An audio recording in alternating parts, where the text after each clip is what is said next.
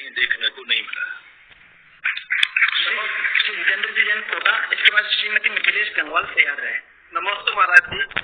आजकल महाराज जी कुछ साधु कहते हैं कि महिलाओं को अभिषेक करने का जन्मदिन अधिकार है, तो महाराज जी ऐसे साधु कभी महिलाओं को दिगंबरी दीक्षा भी दे सकते हैं?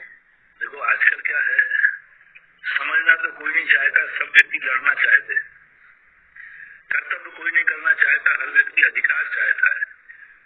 आज की नारी महिलाओं की बराबरी करने की होड़ लगाई है, और जब जब नारी ने महिलाओं की बराबरी की है तब तब नारी लूटी है, पिटी है।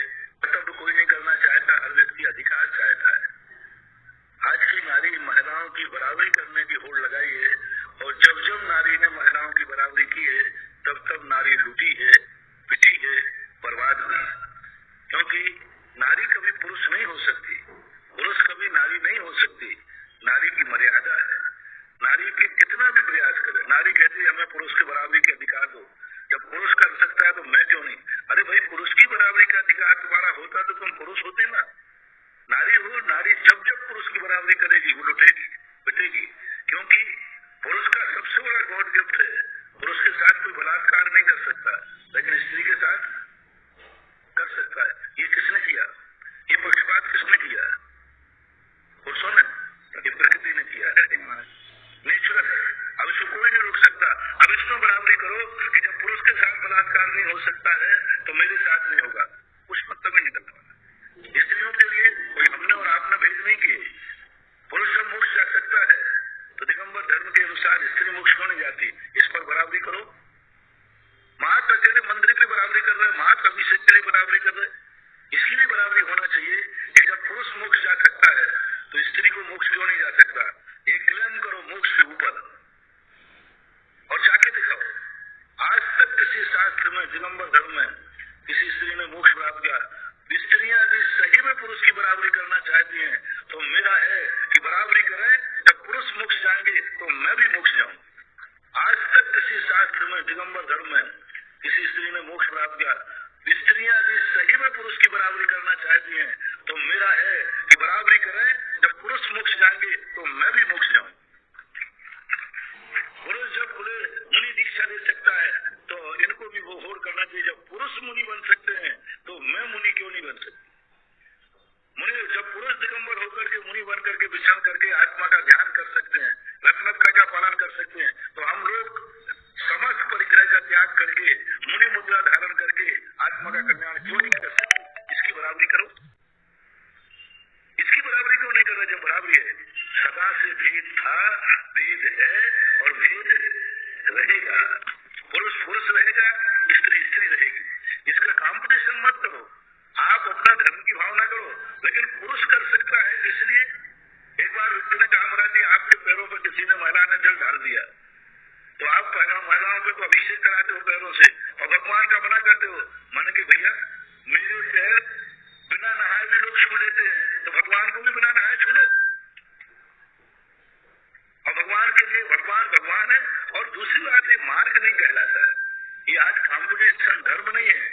आज महिलाएं धर्म क्षेत्र में, कर्म क्षेत्र में पुरुषों की होड़ कर रही हैं। ये महिलाओं के मिटने के दिन आ गए हैं। और कई साधु लोग स्त्रियों का पक्ष लेकर, अरे जिस माँ ने 9 महीने गर्भ में पाला, जिस माँ ने दूध पिलाया, उसी माँ को आज भगवान से दूर कर दिया गया। अरे जिस माँ ने गर्भ में पाला, जिस माँ ने दूध पिलाया, उसका बच्चा मुनि बन के मोक्ष चला गया और मम्मी वहीं रह गई बेटे के साथ, वो भी मुनि बन के मोक्ष जावे। क्यों? जब बेटा, मेरा बेटा जिसको मैंने पाला गर्भ में, दूध पिलाया, आज वो मुनि बन गया, तो बेटा जब बेटा मुनि बन सकता है तो माँ क्यों नहीं? और जब बेटा जाकर मोक्ष जा सकता है तो माँ क्यों नहीं? तो माँ को ये संकल्प करना चाहिए, आंदोलन मचाना चाहिए कि मैं भी मोक्ष जाके दिखाऊंगी। और एक नारी मोक्ष जाके दिखा देवे, उसी दिन से हम नारी को बराबरी के अधिकार की घोषणा कर दें। एक नारी कोई भारतवर्ष की दिखा देवे कि मैं भी दिगंबर धर्म के अनुसार मोक्ष प्राप्त किया फलाने, फिर आपको बराबर के अधिकार आ जाएंगे।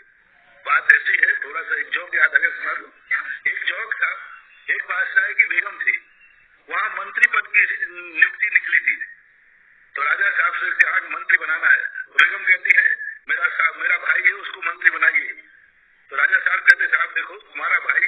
मंत्री नहीं बनने लायक नहीं है। बोले जवान सवाल के बोलिए, जब उसकी बहन बेगम बन सकती है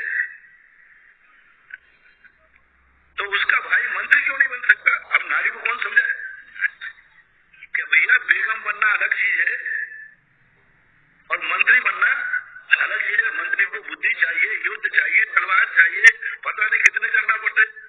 नहीं, वो तो हो ही नहीं सकता। जब बेगम बन सकती हूं मैं तो मंत्री क्यों नहीं बन सकती? अब बोलो इसका जवाब क्या है? समझ रहे ना, मंत्री और बेगम में अंतर है कि नहीं? और लेकिन नारी ने कहा जब बेगम बड़ी के मंत्री, बेगम बड़ी है, अंतर हो गया।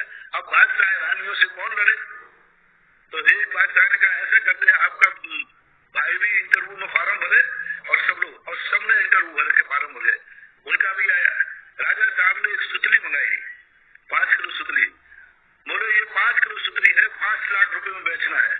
जो बेच के आ जाएगा, इस 5 लाख रुपए सुतली से 5 लाख रुपया कमाना है। 5 लाख रुपया कमाना इस सुतली से। तो बोले मैं पहले बेगम के भाई को मौका देती हूँ। तो बेगम बीच में टैटू करेगी, कितना बुद्धू मत समझो।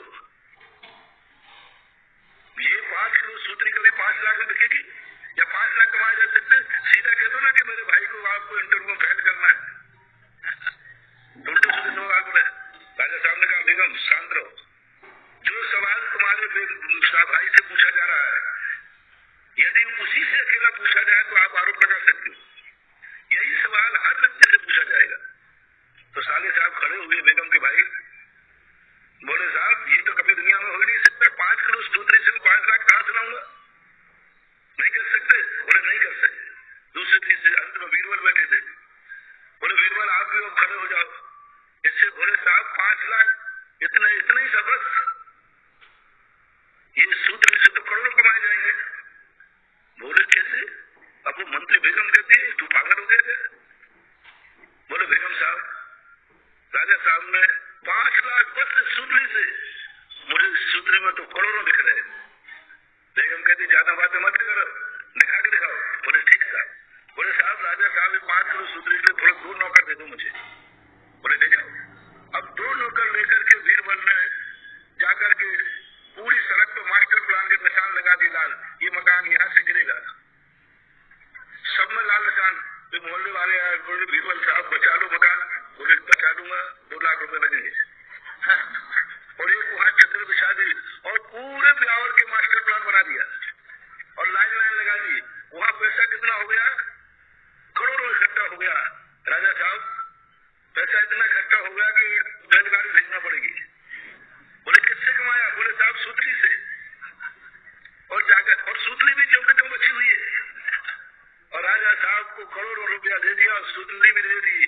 अब राजा साहब कहते बेगम साहब बेगम बनना अलग चीज है और मंत्री बनना अलग चीज है। बात सुन रहा हूँ।